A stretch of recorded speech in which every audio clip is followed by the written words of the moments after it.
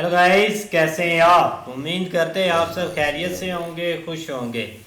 तो भाई देखने जा रहे हैं नेक्स्ट पार्ट, तो करते वीडियो स्टार्ट और देखते हैं। व्यक्तिगत इच्छा अनिच्छा हाँ, आगे नहीं आ सकती।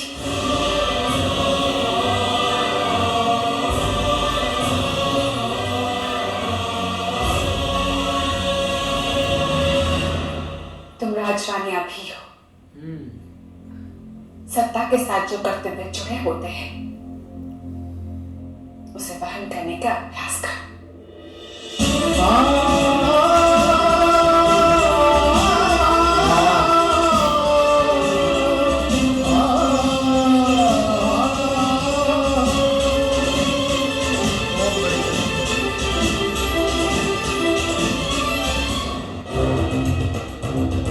भाई महारानी अम्बा इधर ही है अभी तक, वो नहीं जाएगी। भाई वो इंसाफ लेकर जाएगी।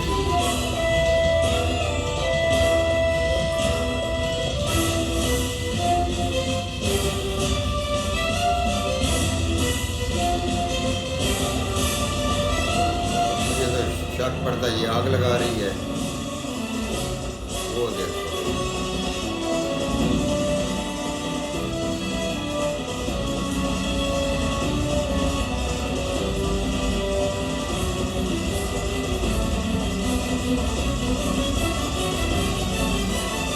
भगवान परशुराम, आपने जगत के सारे पीड़ितों को न्याय दिलाने का वचन दिया था।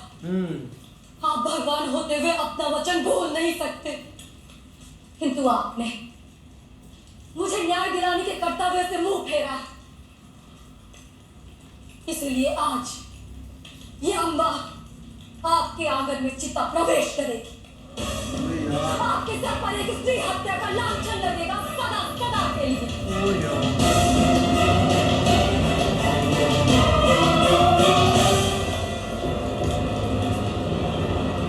ओ यार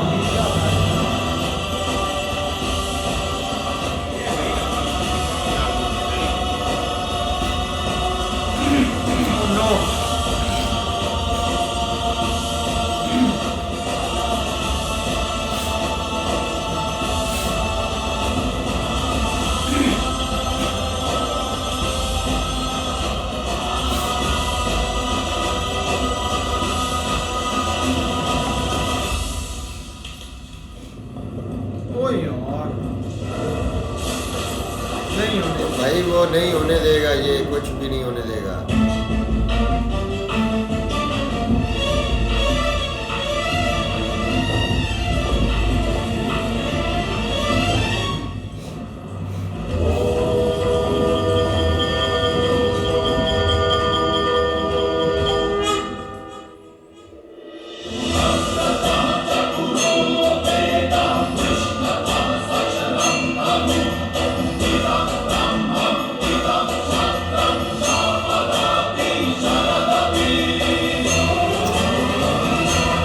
अब एक नए तुम मुझसे क्या चाहती हो देवी? लो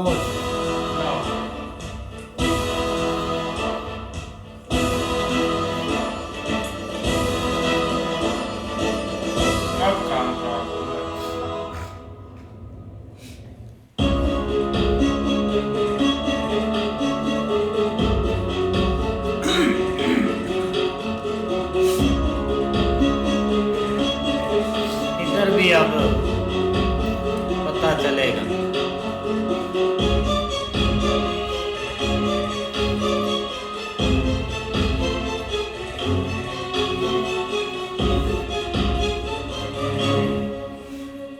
प्रणिपात राजमाता।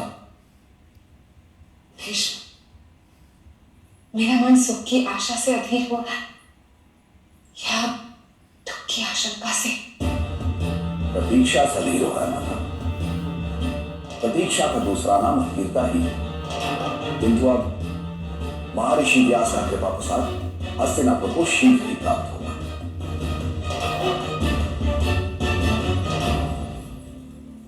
चरण स्पर्श राजमाता, शुभ समाचार है। महारानी अंबिका तथा महारानी अंबालिका को प्रसव हो चुके हैं माते। दोनों ने पुत्रों को जन्म दिया है। लो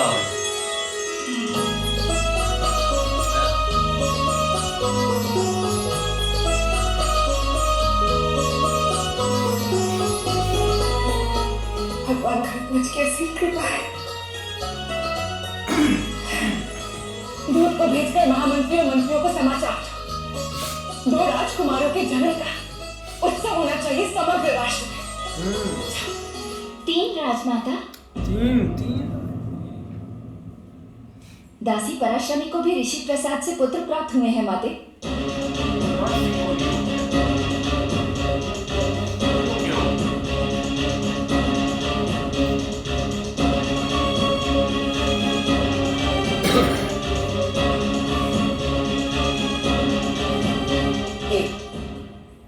शुभेच्छा स्वरूप उस दासी को दे।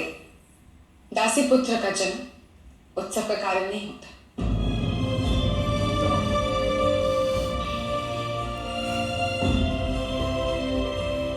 और आयुर्वेदी को उपस्थित होने का आदेश कर दो। जो आज्ञा माते।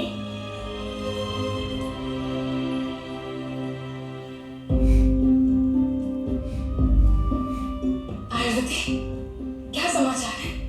शिशुओं के स्वास्थ्य तो उत्तम है ना?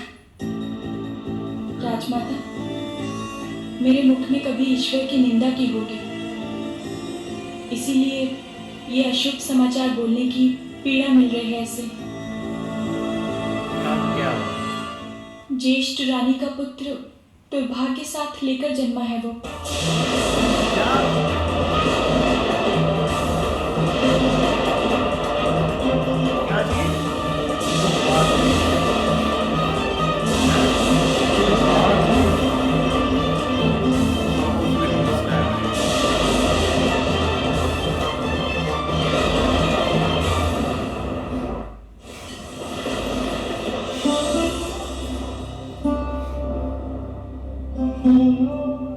देखा, आम का मूल्य उसके आकार में नहीं, उसके स्वाद में होता है। ये पुत्र तुम्हारी ममता को कितना संतोष देगा, ये सोचो।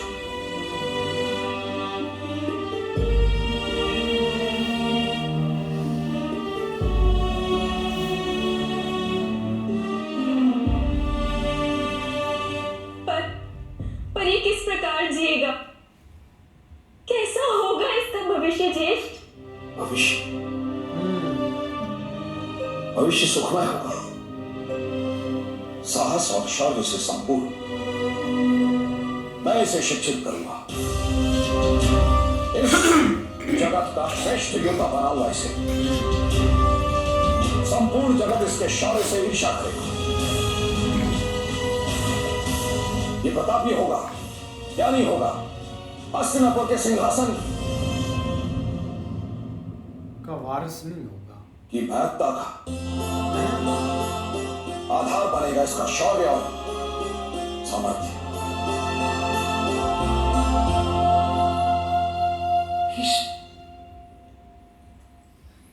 तुम्हारे शब्द सुनकर मेरे हृदय से भार उठ गया भीष्म।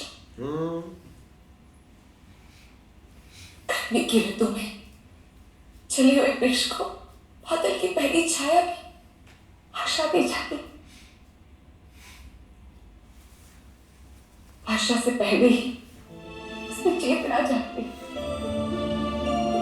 राजकुमारों के जन्म से हस्तिनापुर को चेतना मिली है भीष्म। कोई रत्ता नहीं ला सकती,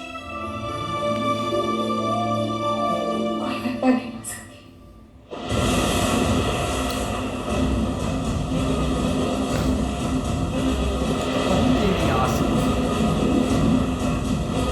और यार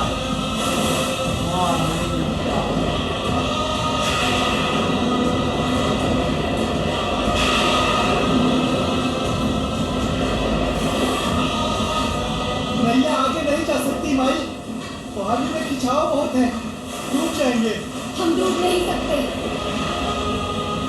रावण के भाग्य में जब मृत्यु लिखी थी तो समुद्र ने पत्थरों को भी तराया था, जानते नहीं?